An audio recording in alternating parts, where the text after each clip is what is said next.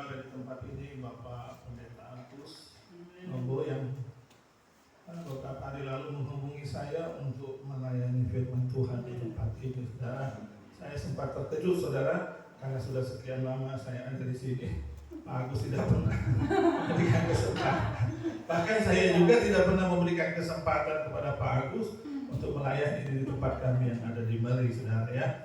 Jadi ya mudah-mudahan lewat ini nanti saya juga akan mengundang saudara ya. Nah, saudara dikasih Tuhan, kita percaya bahwa hidup kita semua diatur oleh Tuhan, saudara ya. Saya ada di tempat ini juga saya percaya itu Tuhan yang atur, saudara ya. Saudara dikasih Tuhan,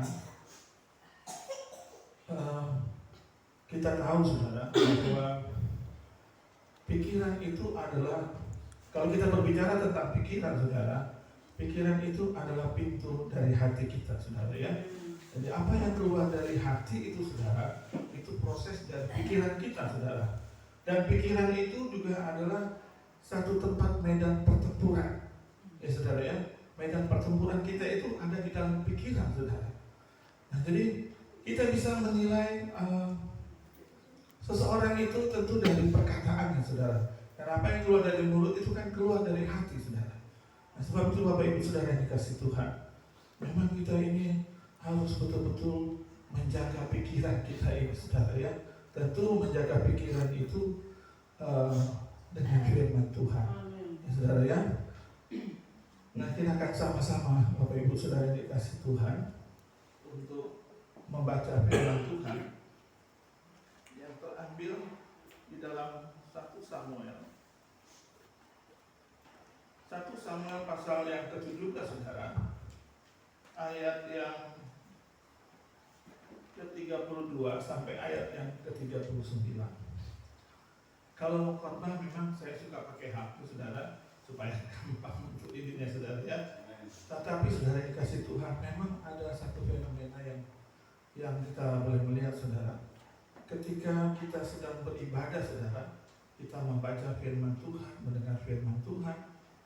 Ketika orang menggunakan HP ini memang sangat mengganggu, saudara ya. Itulah yang dikatakan iblis bisa mencuri firman Tuhan itu, karena waktu kita membaca firman Tuhan, ini saya baru terpikir waktu saya kemarin ke Bekasi, saudara ya. Jadi seringkali kita ini tidak menghormati, saudara. Memang manusia tidak melihat, tapi mata Tuhan melihat.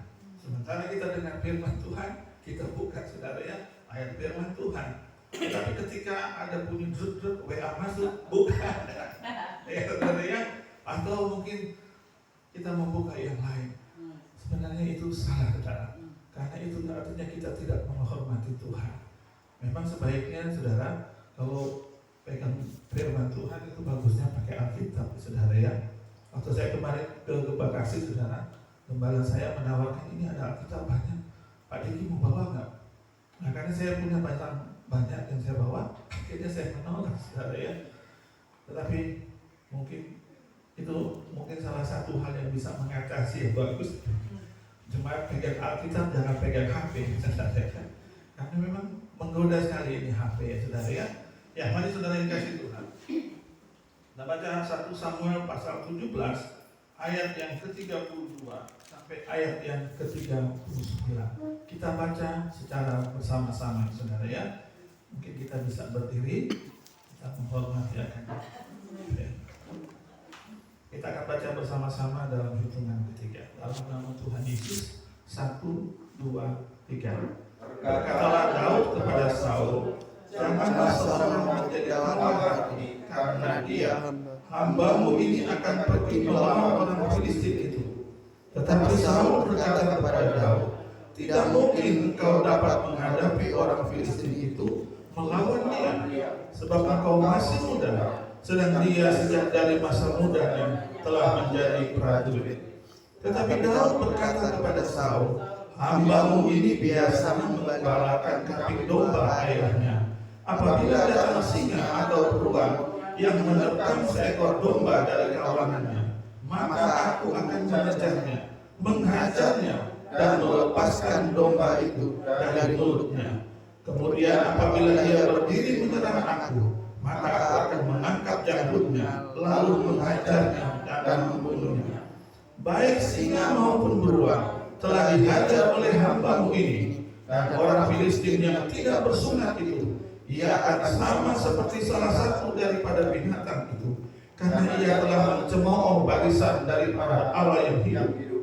Pula kata Daud, Tuhan yang telah melepaskan aku dari cakar singa dan dari cakar beruang, Dia juga akan melepaskan aku dari tangan orang Filistin itu. Kata Saul kepada Daud, pergilah, Tuhan menyertai engkau. Lalu Saul menggunakan baju perangnya kepada Daud, ditaruhnya ketopong tembaga di kepalanya, dan dikenakannya baju zirah kepadanya. Lalu Daud mengikatkan pedang di luar baju perangnya. Kemudian ia berikhtiar berjalan, sebab belum pernah dicobanya.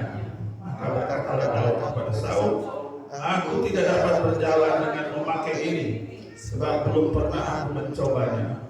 Kemudian ia menanggalkannya. Silakan puji Tuhan.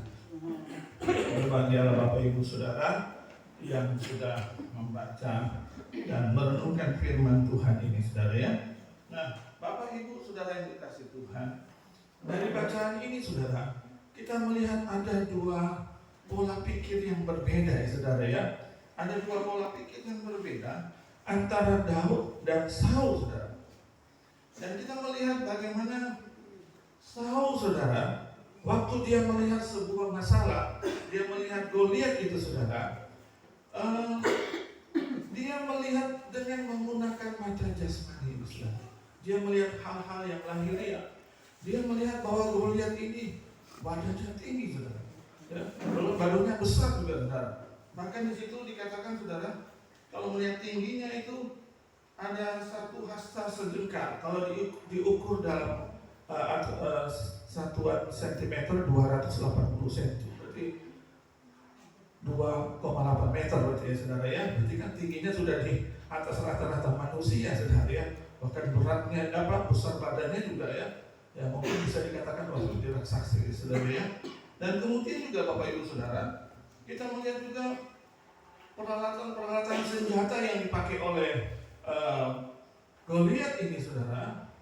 Wah, baju jirahnya itu beratnya 5.000 sikal. Itu dihitung dalam satuan kilo 57 kilo. Bayangkan dia pakai batu seberat itu saudara ya. Berarti kita bisa tahu kekuatannya luar biasa saudara ya. Nah itulah yang dilihat oleh Saul saudara ya. Dia hanya melihat hal-hal yang lahiriah saja saudara. Bahkan apa yang dia lihat itu saudara, dia muncullah satu karena pikiran itu memang sangat menentukan juga emosi saudara ya. Dia mengalami rasa takut saudara. Dia mengalami rasa takut. Bayangkan 40 hari Goliat selalu tampil di antara barisan Israel dengan Filistin saudara. Setiap Goliat menyampaikan satu perkataan menantang bangsa Israel, pilih salah satu orang bagimu untuk berperang menghadapi saya, satu lawan satu. Goliat ngomong aja mereka sudah ketakutan luar biasa saudara ya. Ketakutan mereka saudara. Jadi kita melihat dari pikiran si Saul ini timbul rasa takut saudara. Dan dari pikiran itu juga akan menentukan sikap kita saudara ya. Dari pikiran tadi akan menentukan sikap saudara. Akhirnya sikap apa yang diambilkan oleh Saul saudara. Dia merasakan bahwa tidak mungkin dia bisa melawan Goliat saudara. Tidak mungkin saudara. Demikian juga ketika kita sedang menghadapi persoalan masalah saudara. Ketika kita memiliki pikiran yang melihat secara mata jasmani saudara, maka kita juga akan berkata seperti itu. Tidak mungkin saudara. Timbul sikap itu saudara. Sehingga tindakan yang dihadapi oleh Saul hanya diam saja saudara. Dia tidak berani untuk melawan Goliat saudara. Nah, inilah saudara yang dikasih Tuhan. Kalau kita melihat persoalan itu dari kacamata jasmani kita saudara. Tetapi kita melihat apa yang melihat dari cara pandang Daud saudara. Kita melihat dari pola berpikir Daud saudara. Ketika dia melihat Goliat saudara, dia melihat secara mata rohani. Oh, saya punya Tuhan yang maha besar. Saya punya Tuhan yang maha kuasa saudara. Bahkan dari situ saja saudara, Daud, saudara, dia tidak sedikit, dia tidak takut, saudara. Ya, dia tidak takut. Ya. Bahkan dia berkata juga dari firman Tuhan tadi, saudara, singa maupun beruang, saudara, dia lawan, saudara. Bahkan dia bisa menghabisi singa dan beruang dari cakar-cakar mereka ini. Ya. Tentu Daud percaya bahwa dia katakan tadi di dalam ayat yang ke-37 tadi, saudara, dia katakan bahwa pula kata Daud, Tuhan yang telah melepaskan aku dari cakar singa dan dari cakar beruang, dia juga yang akan melepaskan aku dari tangan orang Filistin itu. Nah, Daud percaya bahwa yang dapat menolong dia Tuhan, saudara. Dia bisa melepaskan diri dari cakar singa, dari cakar beruang, itu karena Tuhan, saudara. Jadi kita melihat bahwa Daud ini memang orang yang hidupnya senantiasa memuliakan Tuhan, saudara. Mungkin kalau si Raja Saul ini, saudara, kalau misalnya ada yang bisa mengalahkan Goliat, dia ini namanya yang dimasukkan, saudara. Ya, namanya yang dimuliakan, saudara. Tetapi tidak dengan Daud. Daud memuliakan Tuhan.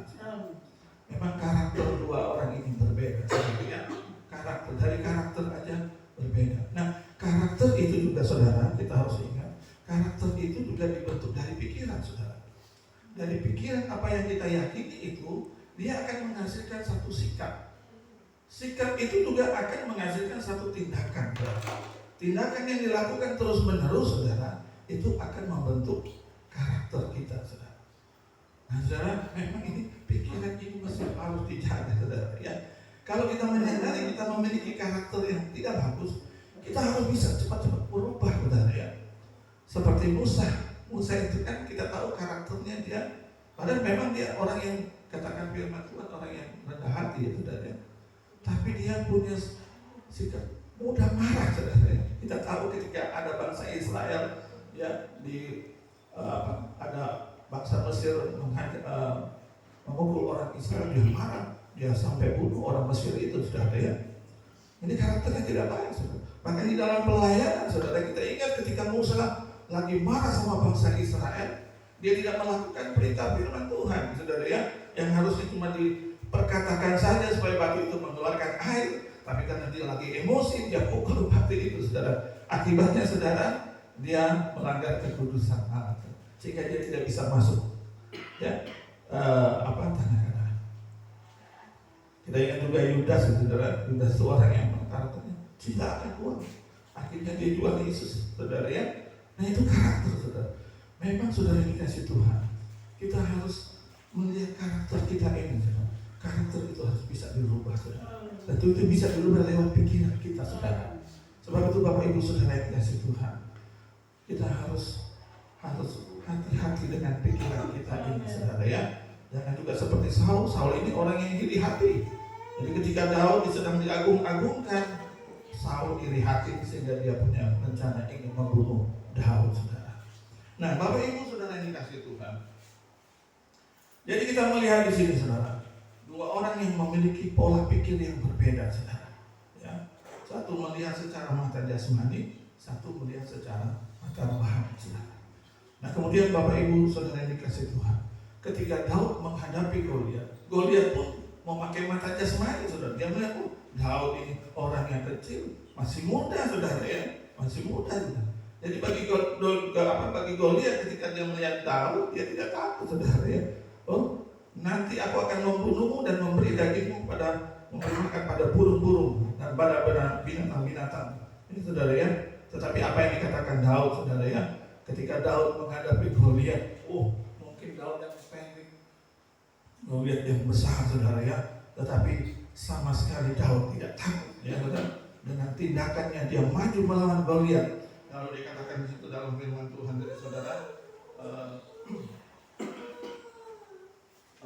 apa yang dikatakan? Engkau mendatangi aku dengan pedang, tombak dan gembing, tetapi aku mendatangi engkau dengan nama Tuhan semesta alam, warisan Allah yang hidup, saudara. Luar biasa, saudara, ya. Dia ambil batu, dia umbar, ya. Dia tahu Ya, walaupun batu ini kecil dengan kumban dengan tenaganya yang ada saudara, tapi dia percaya ada tenaga Tuhan yang memberikan buat dia, sehingga batu itu bisa menancap lidahinya dan mati saudara ya. Dan kita melihat saudara yang dikasih Tuhan. Mari Bapak Ibu saudara yang dikasih Tuhan, kita senantiasa harus menjaga pikiran ini saudara. Karena pikiran ini bisa mempengaruhi emosi kita. Pikiran ini bisa juga mempengaruhi sikap kita, saudara. Pikiran ini juga bisa mempengaruhi tindakan kita, saudara. Nah, sebab itu memang kita harus bisa menjaga pikiran ini, saudara yang dikasih Tuhan. Nah, kemudian Bapak Ibu saudara yang dikasih Tuhan, tadi saya katakan tadi bahwa Saul dia tidak bisa mengendalikan pikirannya dengan benar, saudara ya. Sehingga kita sudah tahu apa yang terjadi, saudara ya. Dan Daud dia bisa mengendalikan pikirannya, saudara. Memang saudara, pikiran itu sangat menentukan kebahagiaan hidup kita, saudara. Kalau kita memiliki pikiran yang baik, saudara, katakanlah pikiran yang sehat, saudara, saya percaya kita akan mengalami kebahagiaan dalam hidup kita, saudara. Kita akan mengalami kebahagiaan hidup kita. Tapi kalau kita memiliki pikiran yang tidak baik, katakanlah pikiran yang tidak sehat, saudara, itu akan membuat kita jadi takut, jadi khawatir, jadi cemas, ya saudara ya. Itulah yang akan terjadi. Mungkin saya ambil contoh singkat, contoh kecil saja. Ketika mungkin kita sedang disakiti hati kita oleh orang lain, saudara, ya. Kalau kita memakai pikiran mata jasmani kita, saudara, maka pasti kita akan rasanya marah, emosi kita pasti marah. Maka pikiran itu akan terus mengingat, ya saudara ya. Saya akan, artinya ketika kita memiliki pikiran yang tidak baik, maka kita akan berusaha ingin membalas, saudara. Maka hari lepas hari kita alami itu dengan hati yang tidak tenang, saudara. Tetapi kalau kita saudara ya, kalau kita pikiran kita ingat akan firman Tuhan, ampunilah musuhmu ya, dan berdoalah bagi orang yang menganiaya kamu. Nah, saya percaya saudara, ketika kita mengeluarkan kata melepaskan roh pengampunan itu, saudara, maka pikiran kita akan jadi tenang, saudara. Pikiran kita tidak akan mengingat dia lagi. Hati kita pun menjadi gembira, saudara. Amin, saudara. Amin. Iya, saudara. Ada kesaksian, saudara, satu angkatan sekolah Alkitab dengan saya, saudara. Dia orang Manado, dia pelayanan di Papua, saudara. Satu kali, saudara, keluarga ini baru pulang dari ibadah, saudara. Pulang dari ibadah, tiba-tiba ada penyerangan dari orang-orang Papua, saudara. Jadi orang-orang Papua ini menyerang orang-orang pendatang, saudara. Saudara bayangkan, saudara, ini keluarga baru pulang dari ibadah, atau masuklah satu orang Papua, saudara ya. Dia membawa tombak, saudara, di depan mata dari hamba Tuhan ini, saudara ya. Tadi dia belum jadi hamba Tuhan, jadi jemaat biasa, saudara ya. Dia melihat bagaimana istrinya ditombak sama orang Papua itu, mati, saudara ya. Bayangkan ditombak, saudara ya. Lalu anaknya yang masih kecil itu dikapak, saudara. Tapi anaknya hidup, saudara ya, cuma memang mengalami luka, saudara ya. Saudara, tetapi satu saat mereka dikumpulkan di dalam satu aula, saudara ya. Saya mendengar ini karena kesaksian dari hamba Tuhan ini waktu masuk sekolah Alkitab, saudara. Waktu dia menyaksikan ini, wah, semua pada menangis, saudara ya. Karena dia mengungkapkan dengan perasaannya, saudara ya. Nah, ketika dikumpulkan dalam satu aula itu, saudara, dia melihat orang yang membunuh istrinya, menombak istrinya, saudara. Tetapi apa yang dilakukan oleh bapak ini, saudara? Dia melepaskan roh pengampunan kepada bapak itu. Luar biasa, saudara ya. Kita bisa nggak seperti ini? Dia melepaskan roh pengampunan. Kalau saya percaya kalau dia tidak melepaskan roh pengampunan, bapak ini mungkin dia akan stres, saudara. Dia akan stres, saudara. Ya. Dia akan tidak tenang dalam hidupnya, saudara. Dia melepaskan roh pengampunan, saudara. Dia mengampuni orang itu, saudara. Dan setelah itu, saudara, dia masuk sekolah kita, saudara. Wah, luar biasa, saudara. Kami mendengar kesaksian bapak ini sungguh luar biasa, saudara ya. Dia betul-betul bisa menjaga pikirannya itu sesuai dengan firman Tuhan, saudara. Nah, saudara, hati-hati dengan pikiran ini, saudara ya. Nah, jadi saudara dikasih Tuhan, sekali lagi saya katakan, ketika pikiran kita itu selalu melihat dari mata jasmani, saudara, kita tidak akan mengalami kebahagiaan dalam hidup kita. Tidak ada sukacita, tidak ada damai sejahtera, maka tidak ada mujizat yang kita akan alami dalam hidup kita. Saudara, misalnya ketika kita sedang sakit ini, saudara, kita sudah berdoa minta pertolongan Tuhan, tapi kok tidak sembuh-sembuh, saudara ya. Lalu kita mulai, pikiran kita ini sudah mulai menggerutu, marah, saudara ya, tidak sembuh-sembuh, saudara. Tetapi kalau kita bisa menyatukan pikiran kita ini, saudara, dengan firman Tuhan, saya percaya bahwa kalau Tuhan izinkan, dia pasti sembuh, saudara. Kalau dia tidak sembuh, saudara ya,